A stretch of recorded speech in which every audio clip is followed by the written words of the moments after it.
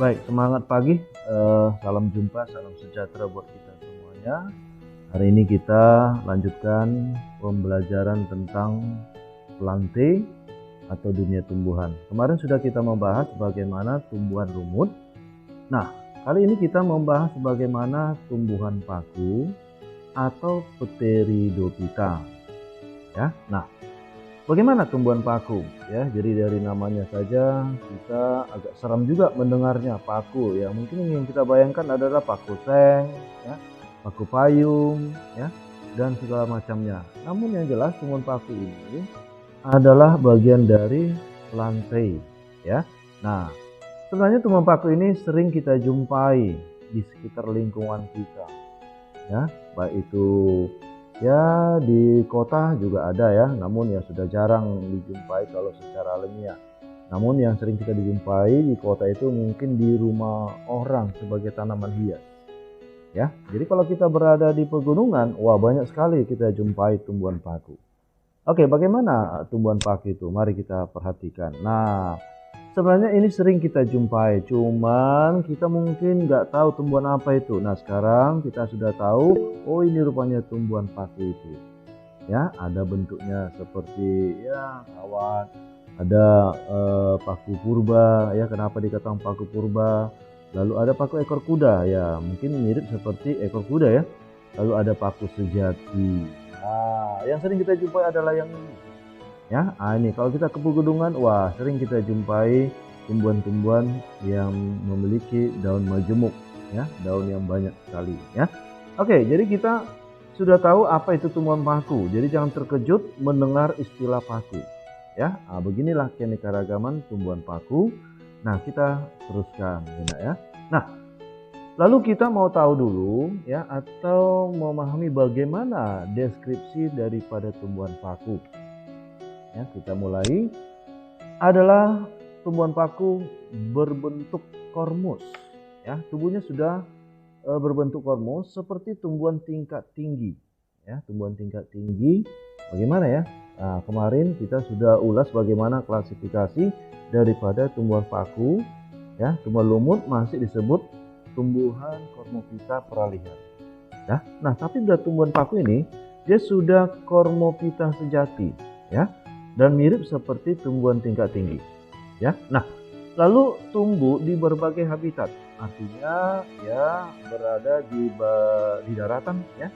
Nah, walaupun masih membutuhkan banyak air atau katakanlah daerah lembab, ya. Tapi ingat, tumbuhan paku bukan berarti ya nggak ada hidup di air, ada juga sih. Tapi umumnya sudah berada di daratan dan banyak kita jumpai di daerah hutan hujan tropis. Nah, tumbuhan paku ini kalau kita jumpai ya tingginya ya berkisar antara 2 cm sampai 5 meter. Ya, bayangkan 2 cm ya, ada yang mencapai 5 meter.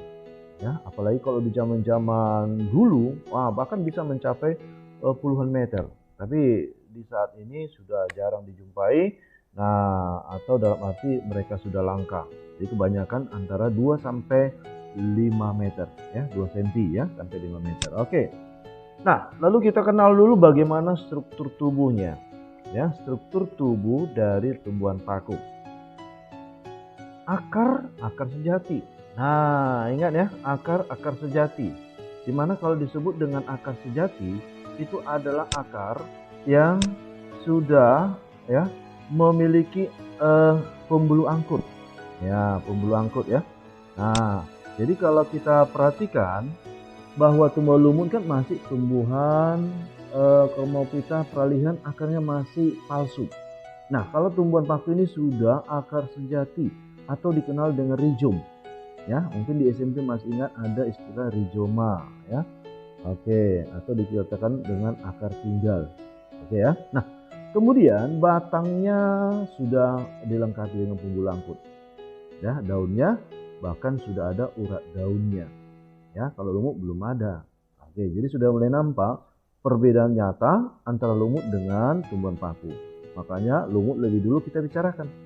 Ya, jadi sudah paham ya bagaimana tentang struktur tubuh dari tumbuhan paku. Oke, baik. Nah, lantas jika kita sorot dari daun tumbuhan paku ternyata ada istilah daun tropofil. Daun tropofil ini adalah daun yang untuk melakukan proses fotosintesa.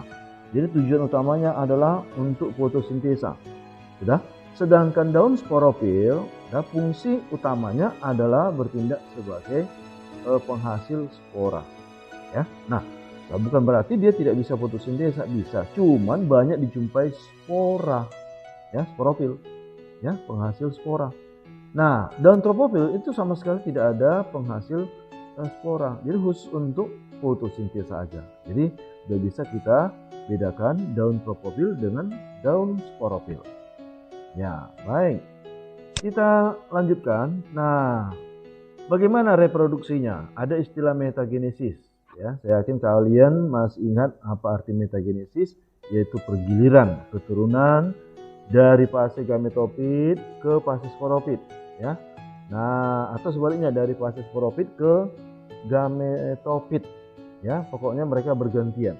Nah, kalau pada tumbuhan paku, ya, diawali dengan fase sporofit. Tapi kalau tumbuhan lumut diawali dari fase gametofit, gitu ya. Oke, baik. Nah, fase sporofitnya adalah berupa bagian tubuh dilengkapi dengan akar, ada batang dan ada daun, ya. Nah, lalu fase gametofitnya adalah berupa protalium, ya, berupa protalium. Dan di protalium ini dijumpai antheridium, itu adalah sebagai alat kelamin untuk menghasilkan sperma. Sedangkan archegonium, nah, adalah alat kelamin betina yang khusus menghasilkan ovum. Nah, jadi seperti itu ya yang terdapat pada protalium, ya. Nah, ingat fase sporofit dengan gametofit ini sudah terpisah. Kalau tumbuhan lumut kan fase gametofit dulu, lalu di ujungnya, ujung talusnya itu akan ada zigot membentuk bagian yang menjulang ke atas. Masih ingat ya, lumut ya. Tapi kalau tumbuhan paku mereka sudah terpisah loh, ya. Nah, baik. Kita lihat dulu bagaimana sekilas dari tubuh tumbuhan paku. Inilah dia. Nah, ini ya, inilah tumbuhan paku dilengkapi dengan daunnya, ya. Kemudian kalau kita perhatikan di bagian bawah permukaan daun ada seperti bintil-bintil. Ya, inilah bintil-bintil itu. Ini namanya istilahnya sorus, ya. Satu dari bintil ini namanya sorus, ya. Nah, lalu di dalam sorus itu ada kotak spora. Jadi bayangkan aja, di dalam satu helai daun ini banyak dijumpai sorus. Dan jika kita sorot lagi di dalam sorus ada kotak spora. Nah, barulah di dalam kotak spora itu dijumpai dengan spora. Oke. Nah, kemudian ada yang menggulung. Nah, ini daun yang menggulung ya. Nah, ini namanya disebut dengan circinatus, ya, daun menggulung. Oke, lalu kita lihat jika kita berbesar seperti inilah dia. Nah, ini masih muda lagi. Ya, baik. Jadi sudah memahami bagaimana bagian dari tumbuhan paku. Oke, kita teruskan. Struktur tubuh tumbuhan paku. Ya, struktur tubuh tumbuhan paku. Nah, kita perhatikan ada paku berdaun kecil, ada paku berdaun besar. Kalau paku berdaun kecil kita lihat seperti ini ya. Nah, disebut dengan mikrofil ya, berdaun kecil ya. Lalu di sini di ujungnya itu ada bentuknya kayak apa ya? Kerucut atau dikenal dengan strobilus. Di dalamnya inilah terdapat kotak sporanya ya. Lalu kita lihat ini ada rhizoid ya, rhizoid ya. Walaupun memang ada istilah rhizoid di sini, ya ini menandakan paku ini masih paku yang sederhana. Jadi bukan berarti semua tumbuhan paku adalah akar sejati. Ada juga yang sifatnya rhizoid, ya. Nah, kemudian ada rhizom. Inilah rhizom, ya. Rhizom ini berkemampuan membentuk tunas baru. Makanya kita lihat tumbuhan paku itu kan berkoloni, berkelompok karena ada rhizomnya. Ya, berarti dia secara aseksual membentuk tunas. Nah, ada ya. Oke, kemudian paku berdaun besar. Ini adalah paku sejati yang sering kita jumpai. Ya, paling tinggi derajatnya adalah paku sejati. Nah, kita perhatikan inilah tumbuhannya, kan gitu ya. Nah, inilah daun yang masih menggulung atau daun muda, Circinatus. Oke, ini sama rhizoma ya. Kemudian kita lihat ada batangnya ya. Kemudian ada daun steril, inilah dia, daun steril. Ya, berarti daun yang khusus untuk fotosintesa. Nah, lalu ini daun fertil atau daun yang berhubungan dengan penghasil spora. Nah, jika kita zoom, inilah dia. Di bawah permukaan daun ada sori, ya. Sori itu berarti jamak. Sori jamak. Lalu di antara sori itu ada satu namanya sorus. Oke ya. Baik. Lantas kita lihat di dalam satu sorus. Ini ya. Di dalam satu sorus ini ada satu, banyak ya, bukan satu, lebih dari satu sporangium. Nah, di dalam sporangium itulah terdapat sporanya. Oke ya, jadi sudah bisa kita bayangkan bagaimana struktur tubuh tumbuhan padi. Nah, kita perhatikan, tadi kan masih ada istilah metagenesis ya. Nah, kita mulai dari tumbuhan dewasa. Yang mana? Inilah dia. Ya. Nah, inilah tumbuhan paku yang sudah dewasa, dan kemudian tumbuhan paku ini adalah masa sporofit. Ya.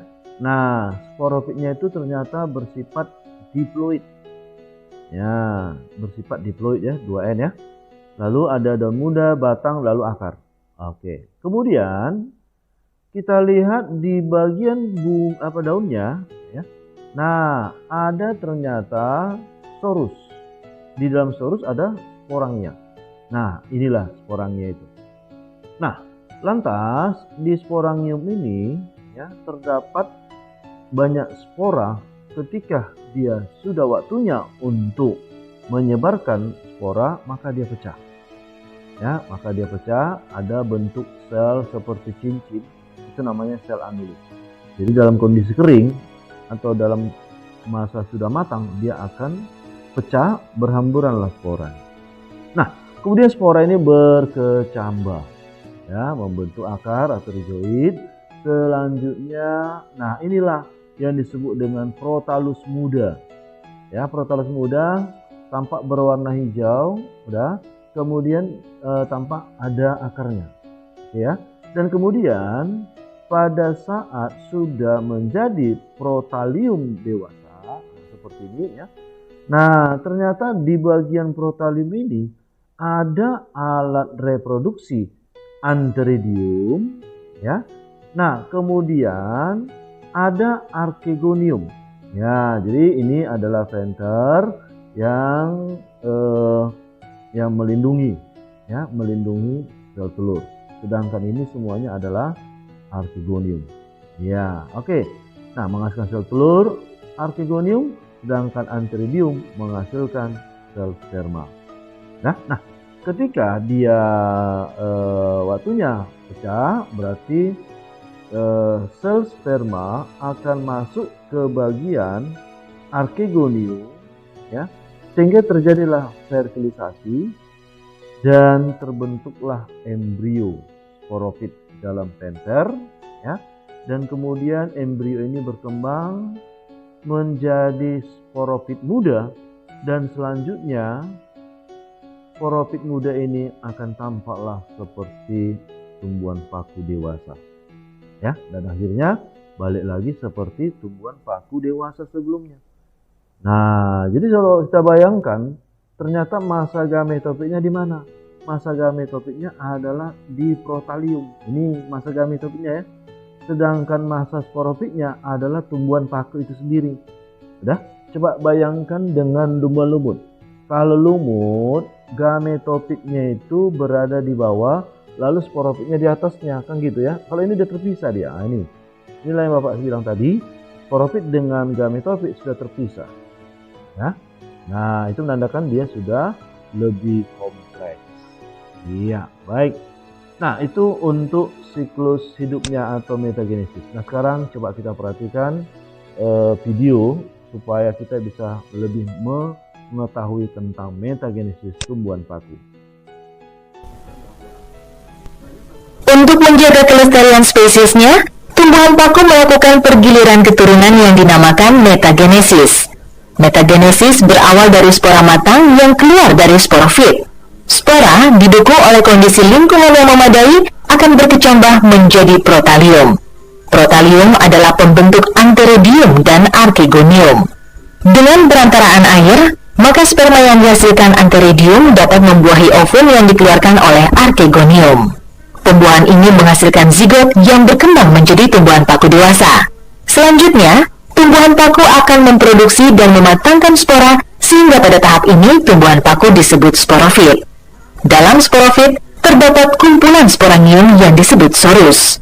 Pada kondisi lingkungan yang cocok, misalnya kandungan air tinggi dan cuaca dingin, sorus akan pecah dan masing-masing sporangium yang ada di dalamnya mengeluarkan spora matang untuk kembali mengulang proses metagenesis seperti semula.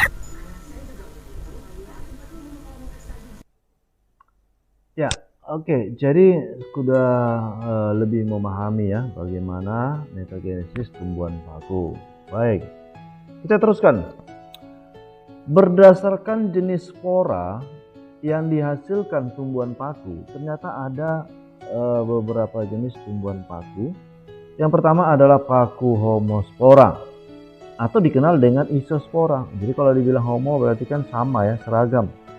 Ya, apa deskripsinya? Kita lihat bahwa tumbuhan paku ini memiliki satu jenis spora.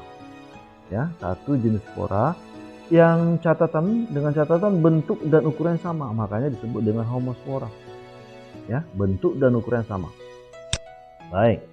Dan kemudian dia adalah berumah satu atau dikenal dengan istilah monoecious.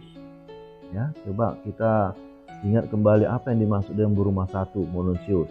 Artinya alat kelaminnya ada dua macam berada di dalam satu individu.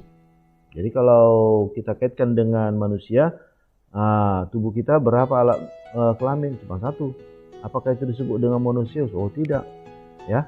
Nah, jadi yang dimaksud dengan berumah satu ada dua alat reproduksinya. Jadi paku homospora berumah satu atau dikenal monoecious dengan catatan dua alat kelamin, namun sporanya satu jenis. Bentuk ukurannya pun sama. Nah, contohnya Lycopodium sp. nephrolepis. Ya, kita lihat gambarnya. Ini dia yang pertama, kemudian ini yang kedua tadi. Ya, oke, baik. Kita lanjutkan. Ya, jadi kalau kita lihat tumbuhan paku ini ya, ini kan banyak dibuat jadi tanaman hias ini kan. Oke, ya, apalagi zaman-zaman sekarang ini, ya agak-agak mulai demam orang dengan tanaman bunga, mungkin akibat masa pandemi juga ya. Oke, baik, kita teruskan. Nah, sekarang kita lihat bagaimana siklusnya. Ya, siklus dari tumbuhan paku jenis homospora. Nah, kita mulai dari spora. Ya, spora bersifat haploid. Lalu sporanya berkecambah menjadi protalium. Inilah yang disebut dengan generasi gametofit. Artinya di protalium itu ada alat reproduksi jantan dan ada alat reproduksi betina. Nah, berarti dalam satu protalium ini atau dalam satu individu ini ada dua alat kelamin, makanya disebut dengan monoecious. Ya, ini menghasilkan sperma, ini menghasilkan sel telur, lalu sperma ini akan merapat mengejar sel telur dan akhirnya terbentuk zigot atau 2N. Ya, lalu zigot ini akan menjadi tumbuhan paku, ya, berkecambah awalnya baru menjadi tumbuhan paku. Dan disebut dengan paku homospora yang 2N. Oke, kenapa dia 2N? Karena ada penggabungan. Nah, ini ternyata generasi sporofit. Sudah. Dan kemudian tumbuhan paku ini berkemampuan menghasilkan spora, itulah namanya sporofil. Dan sporofil ini menghasilkan kotak spora yang disebut dengan sporangium. Ya, juga masing-masing 2N. Nah, di dalam kotak spora ini akan kembali menghasilkan spora. Lalu lihat, dari 2N menjadi N. Berarti dari sporangium ke spora ini melalui proses pembelahan secara meiosis, ya, pembelahan secara meiosis. Oke, jadi sudah paham ya. Nah, itulah suatu gambaran siklus hidup dari tumbuhan paku. Kalau yang ini adalah paku Homospora. Oke, mudah-mudahan bisa memahaminya. Oke, kita teruskan. Nah, ada paku Heterospora. Paku Heterospora ini adalah paku anisospora. Berarti heterogen, ya, berbeda. Di mananya?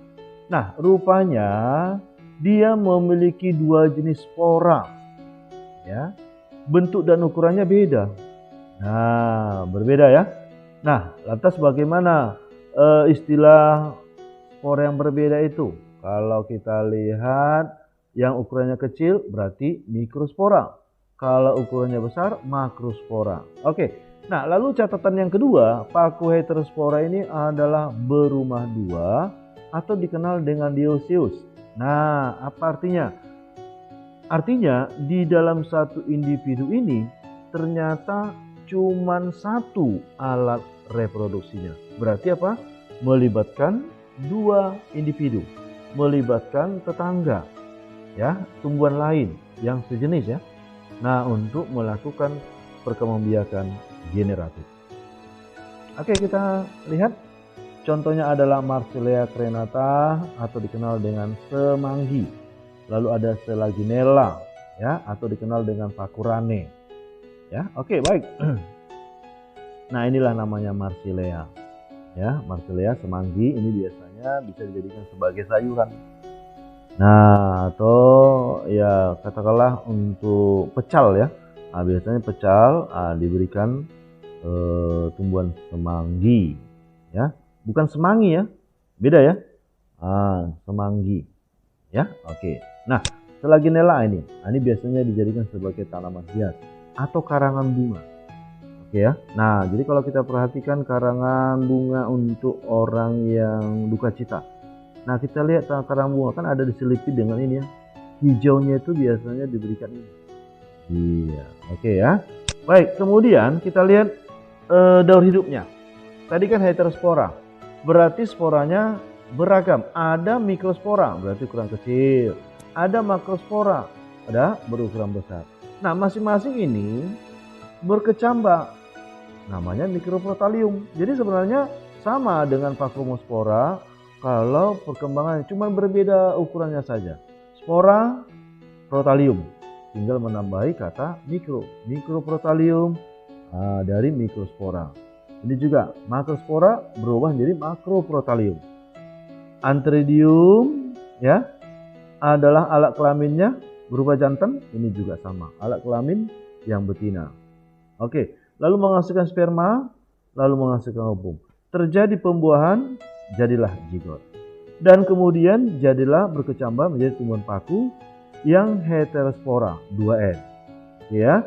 Nah, tumbuhan paku heterospora ini ternyata ada yang mikrosporofil ya, dengan tujuan untuk menghasilkan mikrosporangium yang menghasilkan spora ukuran kecil. Lalu ada juga yang makrosporofil yang tujuannya menghasilkan makrosporangium yang masing-masing juga 2N. Artinya di satu individu tumbuhan paku ini dia menghasilkan dua jenis spora yang bentuk ukurannya berbeda. Ya. Jadi sudah paham ya. Kalau alat reproduksinya bagaimana? Ya, ternyata dia ini berumah dua. Ya, oke, baik. Lalu nanti dia akan kembali menghasilkan spora dari 2N menjadi N, berarti dia itu meiosis di sini. Ya, pembelahan meiosis. Begitu juga dengan ini, sama. Ya. Jadi tergantung ukuran sporanya, ya. Oke, baik. Sudah nampak perbedaan paku Homospora dan paku Heterospora. Oke, sekarang kita lihat paku yang ketiga. Paku yang ketiga adalah paku peralihan. Paku peralihan ini ya namanya saja peralihan antara A dengan B. Berarti antara paku Homospora dengan paku Heterospora. Oke, nah paku peralihan ini dia menghasilkan spora ukurannya sama tapi jenisnya beda. Coba ya kita simak kembali. Sporanya ukurannya sama ya. Jadi tidak ada istilah makrospora, tidak ada istilahnya mikrospora. Jadi sama. Jadi disebut dengan spora saja. Oke, tapi jenis beda. Oke. Nah, lantas dia ini berumah dua, ya, berumah dua atau dioecious, berarti sama dengan homospora tadi. Heterospora. Ya. Dia melibatkan dua individu untuk melakukan perkembangbiakan secara seksual. Maka dioecious ya. Oke, kita lihat contohnya Equisetum debile. Inilah paku ekor kuda. Nah, ini dia. Oke, mirip memang seperti ekor kuda ya. Oke, baik. Kemudian skema daur hidup paku peralihan. Nah, lihat seperti ini ya. Inilah spora. Ya, spora N, ini spora N. Ini berubah menjadi protalium, tapi dia jantan. Nah, kalau ini spora, ya, dia protalium betina. Oke ya. Nah, kemudian protalium jantan ini menghasilkan tridium, ya, ada antridiumnya, ini ada artigoniumnya, ini menghasilkan sperma, ini menghasilkan ovum, lalu seperti biasa terjadi fertilisasi, terbentuklah zigot yang 2N, maka jadilah tumbuhan paku yang dewasa 2N. Lalu bagian dari tumbuhan paku yang menghasilkan sporofil untuk menghasilkan sporangium. Nah, ternyata sporangium ini menghasilkan dua jenis spora yang berbeda. Inilah yang dibilang spora yang berbeda. Spora yang berbeda. Kenapa berbeda? Karena ada yang menjadi jantan, ada yang menjadi betina. Gitu ya. Itu makanya dibilang peralihan. Ya. Oke, jadi itulah skema daur hidup paku peralihan. Jadi sudah bisa kita pahami bagaimana tentang jenis paku berdasarkan sporanya. Oke, beda dengan ini ya. Kalau yang ini adalah klasifikasi tumbuhan paku atau Pteridophyta. Nah, bagaimanakah masing-masing kelasnya? Kita lihat. Nah, secara ringkas, Psilopsida atau paku telanjang. Oke. Nah, kenapa dikatakan paku telanjang? Nah, ternyata tumbuhan ini bahwa dia memiliki daun yang kecil, bahkan tidak ada. Ya. Nah, lantas ya kita lihat seperti ini. Ya, ada kita perhatikan tubuhnya itu seperti batang yang kayak baru terbakar. Nah, ini sering dijadikan sebagai tanaman hias. Ya, kalau kamu perhatikan ada orang punya rumah, di rumah bagian ruang tamunya ada ya tanaman hias, tapi kayak seolah-olah seperti nggak ada daunnya. Ya. Nah, itu tumbuhan paku juga itu. Oke ya, baik. Nah, kita lihat yang kedua, Lycopsida atau paku kawat. Nah, ini contohnya Lycopodium sp adalah bersifat homospora. Jadi homospora dia. Selaginella adalah heterospora. Oke, bagaimana dia? Inilah dia. Sudah. Nah, kemudian yang ini Selaginella. Oke ya. Baik. Kemudian yang ketiga ada Sphenopsida, Equisetopsida atau paku ekor kuda. Equisetum sp. Nah, inilah contohnya. Ini kan kebanyakan dibuat jadi tanaman hias. Ya, oke, baik. Jadi diambil adalah yang hijaunya ini. Ya, baik. Kemudian ada Pteropsida atau paku sejati. Ya, contohnya Adiantum corneatum. Ya. Lalu Asplenium nidus, Marcellea crenata. Nah, Adiantum corneatum inilah yang disebut dengan suplir. Ya, mungkin kalau kamu penggemar bunga, ya pasti tahu ini. Oh ya, ini rupanya tumbuhan paku. Ya. Lalu ada Asplenium nidus, ini adalah paku sarang burung. Nah, kenapa dibilang paku sarang burung? Memang mirip seperti sarang burung kan? Iya, oke. Kalau Marcellea crenata tadi semanggi. Nah, mungkin kamu masih ingat ya? Nah, tadi udah kita lihat. Sekarang coba kita perhatikan dulu untuk video tambahan mengenai tumbuhan paku.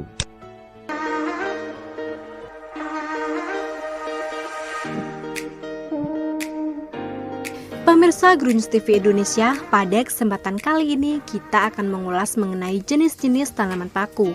Tanaman paku juga merupakan tanaman hias yang digemari banyak orang, sehingga untuk budidayanya sendiri juga sangat menjanjikan untuk dijalani.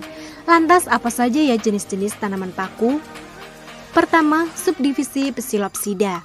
Tanaman paku subdivisi Psilopsida merupakan salah satu tanaman paku yang sederhana, karena susunan atau struktur tanamannya dapat dikatakan cukup sederhana. Tanaman paku Psilopsida ini hanya berupa ranting yang bercabang-cabang, tanpa daun dan akar. Kedua, paku ekor kuda. Tumbuhan paku ini menyukai tempat lembab yang ada di dataran tinggi. Paku ekor kuda mempunyai daun-daun kecil seperti selaput dan tersusun seperti karang. Kemudian bentuk daunnya melingkar dan berbentuk seperti sisik. Anda dapat menemukan batang tumbuhan paku ekor kuda yang mirip dengan daun cemara, berongga, berbuku-buku, dan tegak. Ketiga, subdivisi Lycopsida. Subdivisi Lycopsida adalah tumbuhan paku heterospora yang menghasilkan dua jenis spora, yaitu mikrospora dan makrospora. Tumbuhan ini biasanya disebut juga paku kawat atau paku rambut karena memiliki daun yang sangat kecil. Keempat, subdivisi Sphenopsida. Subdivisi Sphenopsida adalah tumbuhan paku yang hidup di daerah tropis. Sering disebut paku ekor karena memiliki ekor panjang. Contoh dari subdivisi Sphenopsida adalah Equisetum palustre. Kelima, subdivisi Pteropsida. Subdivisi Pteropsida adalah tumbuhan paku sejati yang disebut tumbuhan pakis. Tumbuhan ini dapat hidup di daerah tropis dan subtropis. Berdaun lumayan lebar dibandingkan dengan tumbuhan paku yang lain. Itulah informasi mengenai tanaman paku. Menarik bukan? Apakah Anda ingin merawat tanaman paku di rumah? Simak informasi menarik lainnya hanya di Agronews TV Indonesia.